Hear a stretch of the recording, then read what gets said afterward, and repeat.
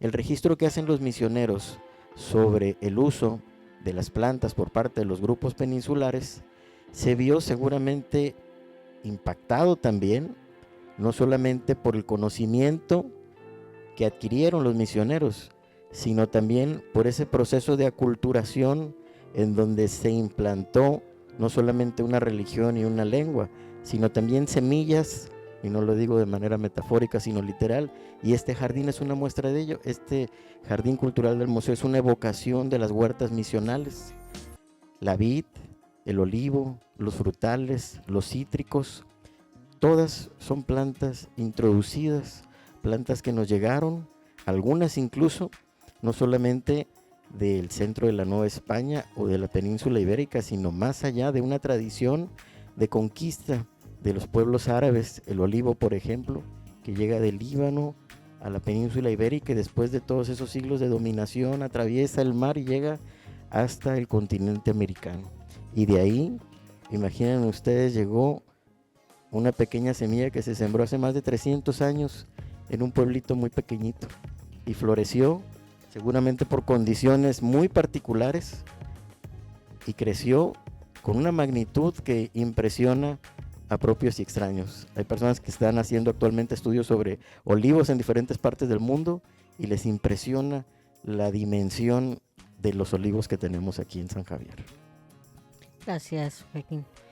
Maestro Telechea, justamente en esta compilación extraordinaria que vamos a pasar a ver de imágenes, seguramente no solo está el reflejo de la acuciosa toma de nota, ¿no?, sino de la relación de los usos, justamente de los primeros usos y esa descripción de esos usos por los antiguos californios y además a lo mejor una reinterpretación de los cronistas y de quienes ya habitaban propiamente estos espacios viniendo de España.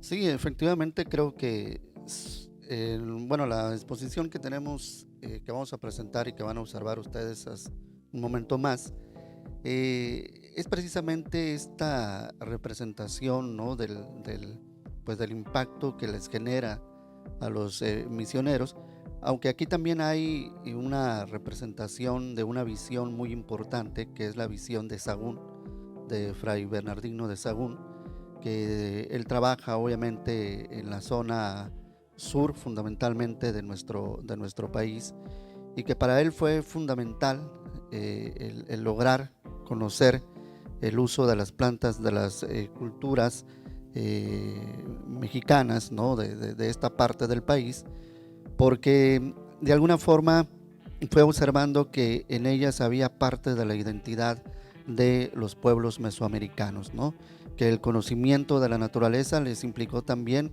la conformación de una identidad, ¿no?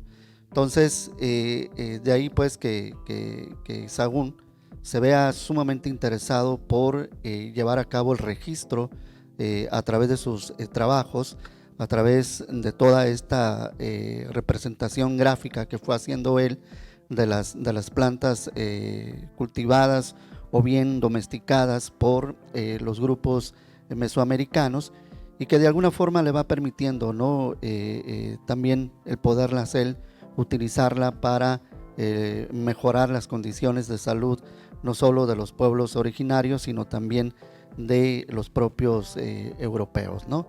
Entonces, aunque obviamente en su momento, como bien lo decía el maestro Joaquín hace un momento, para algunos misioneros el conocimiento del uso de las plantas fue algo sumamente primitivo, y así fue entendido en su momento todo este conocimiento que empieza de alguna forma a reflejar Sahagún, que la Santa Inquisición pues obviamente lo castigó en el sentido de que todo ese trabajo no se diera a conocer, que todo ese trabajo no fuera divulgado, no fuera difundido hacia las comunidades. Y entonces pues Sahagún se enfrenta pues a esta negativa de la Santa Inquisición. Sin embargo, ya muy entrado el siglo XVIII, siglo XIX, empieza un rescate muy importante de todo ese conocimiento generado por Sahagún, como también se inicia pues todo un rescate por el conocimiento dejado por los grupos de misioneros que llegaron a California, ¿no? El trabajo, como ya lo decía hace un momento, de Miguel del Barco, de el padre Beger, que obviamente pues en su momento a lo mejor también sufrieron esta negativa en que fueran pues difundidos sus trabajos, ¿no? Afortunadamente hoy podemos conocer, podemos ver el uso de las plantas de los grupos nativos, pero también podemos observar parte de la identidad de lo que de alguna forma significaba culturalmente hablando para las comunidades indígenas, para las comunidades nativas de la California, ¿no? Y creo que hasta hoy en día, a través del uso de las plantas que utilizamos nosotros hasta hoy en día, seguimos identificándonos con el resto del país, ¿no? Entonces es un ámbito cultural muy importante que creo que es necesario preservarlo, y la verdad pues celebro que el día de hoy estemos pues en esta tarde hablando sobre esto, ¿no? ¿Por qué? Porque es parte fundamental de nuestras raíces, de nuestras identidades, y que obviamente es necesario conservarlas, ¿no? Gracias. Doctora, el jardín se suma a un esfuerzo nacional. ¿Nos platica un poquito cómo emerge esta posibilidad? Claro que sí, con mucho gusto. Efectivamente, el Jardín Etnobiológico surgió en el 2021 a raíz de la convocatoria de CONACYT para la creación de la Red Nacional de Jardines Etnobiológicos. El objetivo de CONACYT es que cada estado tenga su jardín etnobiológico, que recopile todos los conocimientos y que sea pues sí, quien resguarde, ¿no?, los conocimientos y los dé a conocer. Entonces, gracias al apoyo de CONACYT, el jardín se inició en el 2021. Iniciamos con la infraestructura del jardín, que está ubicado en terrenos del CIBNOR, a 17 kilómetros de la ciudad de La Paz, y quien donó 3.5 hectáreas de su territorio, de sus terrenos, para establecer este jardín.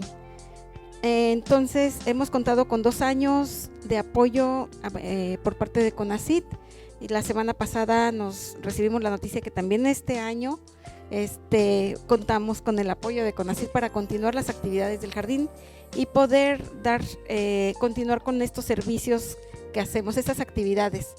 Hasta ahorita se tiene un ficheo de cuántas plantas, para que ustedes se den una idea de lo que ha implicado y de lo que va a implicar apenas, ¿no? Este cotejar, decía yo, este contraste de usos antiguos, pasados y presentes, ¿no? Sí, claro. En el área del jardín es un área que tiene vegetación natural, es un matorral sarcocaule, y como resultado del inventario documentamos 38 especies perennes, y se elaboraron los ficheros que contienen la descripción de los usos, las características de estas plantas, su importancia ecológica y su importancia cultural. Entonces diseñamos carteles que se exhiben a lo largo del sendero interpretativo, y también se encuentran en la página web del Jardín Etnobiológico. Entonces pueden ustedes desde cualquier parte del mundo conocer la información que tenemos en estos ficheros. Y bueno, la información que se encuentra en los ficheros es información de la literatura, pero ya con 2 años de documentación, de actualización de la información sobre los usos de las especies, vamos a actualizar esta información este año. Es uno de los objetivos que tenemos en el proyecto. Muchísimas gracias. Y bueno, la colección de plantas se quiere enriquecer con especies tanto de todo el estado, el que no tenemos en el jardín en este momento. Y bueno, esa es la idea. Gracias, doctora. Yo pensé ahora mismo en el proceso de domesticación de las plantas y los animales, porque cuando uno voltea los ojos a muchas de las interpretaciones de los historiadores sobre los primeros contactos, las primeras visiones que se tenía de los antiguos californios, era, bueno, pues ¿por qué no han hecho nada? ¿No? Bueno, ya las condiciones geográficas han determinado otras formas de apropiación justamente de esa naturaleza, ¿no? Y en ese sentido a mí me gustaría mucho preguntar, ¿se llegó a la domesticación, por ejemplo, en estos espacios? Por parte de los grupos peninsulares, pues como ya comentábamos y ahondaba el maestro Alejandro Telechea, su forma de vida, su forma de organización no iba en ese sentido, ¿no? Sí había obviamente un conocimiento vasto de diversas especies comestibles, como lo hacen notar en sus crónicas los misioneros, pero creo que no se podría hablar de domesticación propiamente, porque eso implica también la sedentarización de una cultura y con ello el surgimiento, por ejemplo, de la alfarería, de un sistema incluso religioso, tributario, de gobierno, administrativo, en fin, y no fue esa la situación de los antiguos californios, quienes vivieron en una forma de organización muy sencilla, la que se le denominaba bandas, con unas zonas de distribución muy amplias, con un sistema de creencias del que tenemos algunas referencias y bueno, que estaba estrechamente ligado a los elementos de la naturaleza, ¿no? Pero creo que no podríamos hablar en ese sentido de un proceso de domesticación como sí se da en el altiplano central, donde se habla de la domesticación del maíz o del trigo, de otras especies, ¿no? O de especies animales. En este caso creo que no podríamos hablar en ese sentido. Y en el caso, bueno, de las plantas introducidas, ahí sí creo que hay un proceso de adaptación de las plantas y posteriormente también hay un proceso como de apropiación de estas especies, a partir de las cuales también se empieza a generar una identidad cultural, ¿no? Podríamos hablarnos un poquito más, maestro, porque veo que el jardín conserva algunas de estas Sí. plantas, ¿no?, que se han introducido. Sí, claro. De hecho, pues todo tiene su origen justamente en el periodo misional. Me voy a permitir leer Por un favor. fragmentito de un minuto. Miguel del Barco hace una referencia muy clara de la introducción de la vid en la misión de San Javier. Dice, en este sitio, el padre, el misionero, edificó la iglesia y casa para el padre con otras para indios y formalizó pueblo. Allí plantó un parral y después una viña, de que se comenzó a hacer el primer vino en la California. Y cuántos árboles frutales pudo conseguir de la Nueva España, plantó en este terreno, de donde después se llevaron al pueblo de San Miguel, cuando se fundó, y de ahí sucesivamente a las otras misiones. Es la descripción justamente de las primeras parras con las que seguramente se pudo elaborar el primer vino de las Californias. Y esto tiene una connotación también, algo muy interesante, religiosa, ya que el vino pues, es parte de la liturgia y era un elemento fundamental junto con el aceite que se utilizaba en los diferentes ritos eclesiásticos para la unción de los enfermos, para el bautismo, y era muy costoso traer el vino y traer el aceite de la Nueva España. Recordemos también que existía un monopolio comercial por parte de la corona y hubo en ese sentido pues una exención, un permiso, una prerrogativa especial para que se pudiera introducir el olivo y las parras a esta región, y que en un espacio tan particular como San Javier, y aquí también obviamente entra la explicación de que estos sitios fueron elegidos por algún cuerpo de agua permanente, por condiciones de tierra fértil, y vemos así como la misión de San Javier, San José de Comondú, San Ignacio, están asentadas en oasis, Santiago, otras por otras condiciones, como por ejemplo Loreto, pues fue el primer punto de acceso, ¿no? Un referente de la visita del padre Francisco Quino, Eusebio Quino, y otras como por ejemplo la misión de los Dolores del Sur, Chillá, pues era una misión intermedia para comunicar, para servir como puente entre las misiones. La misión de San Luis Gonzaga, igual, no es propiamente un vergel, pero ahí hay cuerpos de agua.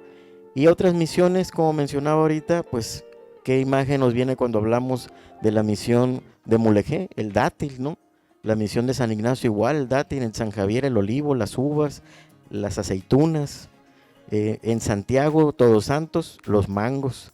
Todas estas misiones pues surgieron justamente a partir de la búsqueda de espacios propicios para la introducción de la agricultura. Y este museo tiene en el jardín cultural una evocación de esas huertas, ¿no?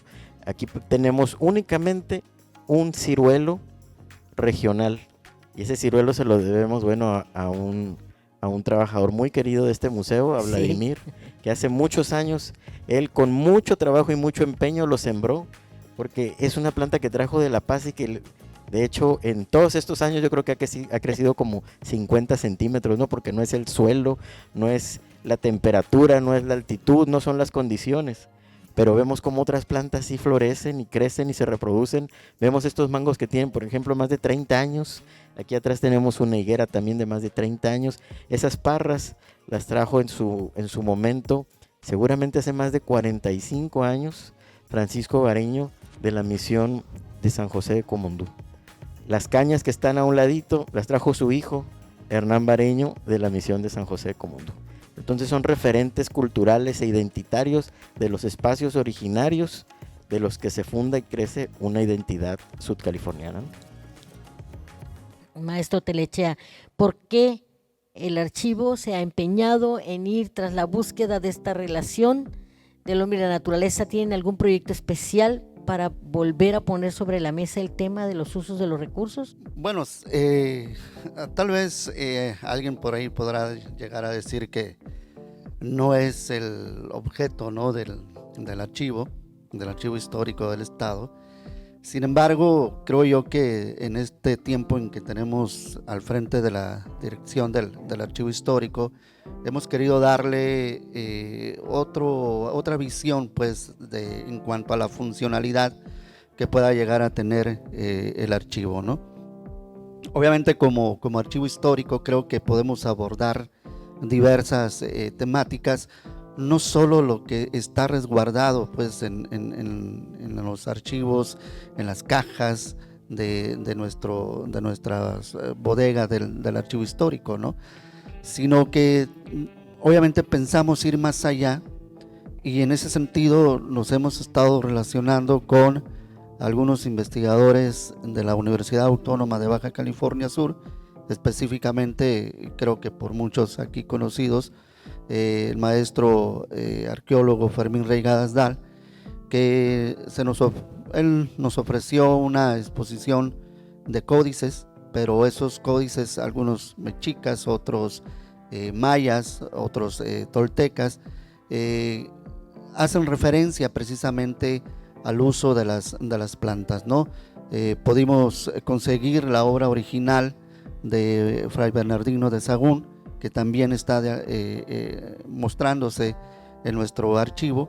¿Por qué? Porque consideramos, pues, que es sumamente necesario de que entendamos la importancia que tiene el conocimiento de la naturaleza desde un ámbito cultural. Creo que eso es lo que nos hace falta hoy en día, ¿no?, que tengamos ese sentido cultural de la importancia que tiene el medio natural. El medio natural no es ajeno a nosotros, ¿no?, como podemos a veces entenderlo, ¿no?, como si no estuviera ejerciendo un impacto en nuestras vidas diarias, en nuestras cotidianidades. Sin embargo, el espacio es fundamental en ese sentido, ¿no? Y creo que el archivo histórico debe también irse perfilando en ese sentido, ¿no? Que todo el acervo documental que nosotros tenemos también nos permite conocer diferentes aspectos de la cuestión natural, ¿no? Hemos tenido, afortunadamente, con esta exposición que está actualmente en el archivo histórico, pues hemos empezado a tener el acercamiento de estudiantes de biología marina de nuestra Universidad Autónoma de Baja California Sur, de estudiantes de turismo alternativo, que obviamente están adentrados en este conocimiento del medio natural, ¿no? Obviamente el acercamiento de Simnor también con nosotros a través de esta exposición fotográfica de los códices. Y lo que hoy en día, bueno, lo que hoy más bien traemos aquí es una pequeña parte de esa exposición fotográfica que tenemos en el archivo histórico, ¿no? Entonces creo que es fundamentalmente en este sentido, pues, en el que estamos nosotros promocionando esta exposición fotográfica, ¿no? El ver el ámbito de la naturaleza como un ámbito cultural muy importante y que debemos de entender lo natural desde esa perspectiva, ¿no? Muchísimas gracias. Pues alguna de ustedes, nos encantaría escucharlos. Si tuvieran alguna duda o alguna aportación, estamos para esto, justamente. Hola, buenas noches. Hablaste sobre los ficheros. ¿Cuántas plantas tienen actualmente ya registradas con esa información? Y también dijiste que este año van a actualizar la información. ¿Qué información van a actualizar? ¿Y los ficheros tienen acceso público?